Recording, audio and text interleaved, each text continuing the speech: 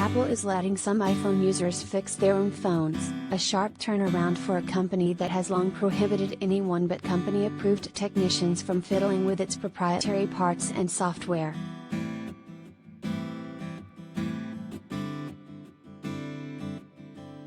The company said Wednesday that it will enable users of two of the newest iPhone models and eventually some Mac computers to get access to genuine Apple parts and tools for consumer repairs.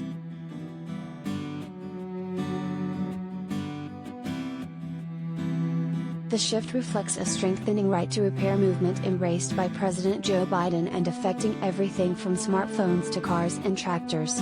It's a reaction to the infusion of software into more everyday products and the practices of manufacturers who have increasingly made those products difficult and expensive to repair.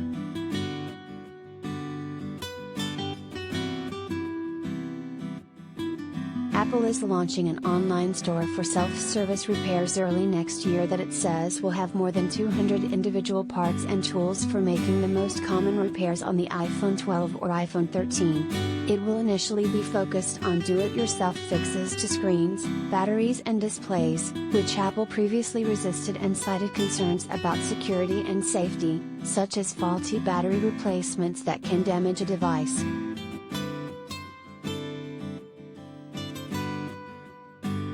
Apple's action is welcome news for consumers and a sign that similar standards should apply to other electronics, said Maureen Mahoney, a senior policy analyst at Consumer Reports.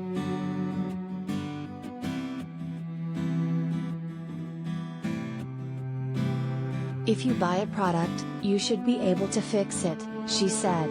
Otherwise consumers have to either rely on the manufacturer's authorized repairer or they have to buy a new one.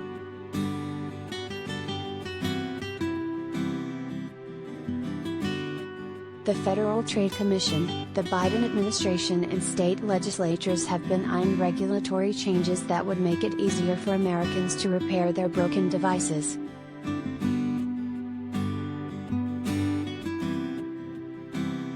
Regulators have expressed concerns about restrictions that steer consumers into manufacturers' and sellers' repair networks, adding costs to consumers and shutting out independent repair shops from business opportunities. They've also said those repair restrictions often fall heavily on minority and low-income consumers. An FTC report to Congress in May noted that many Black-owned small businesses make equipment repairs, and repair shops often are owned by entrepreneurs from poor communities.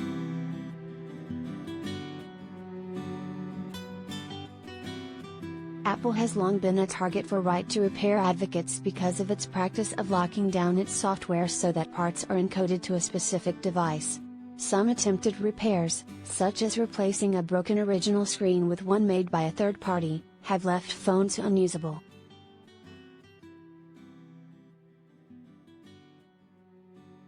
There are limits to the changes that Apple is making, but it's still a big milestone, said Nathan Proctor, Senior Director for the Right to Repair campaign at USBIRG, a consumer advocacy group.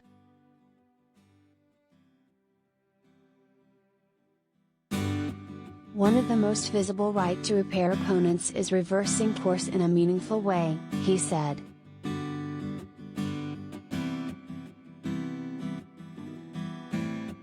Proctor said that's thanks to growing pressure, including from some of Apple's own investors. A shareholder proposal from an environmentally minded investment group calls for the company to cease its anti-repair practices, arguing that they are contributing to electronic waste.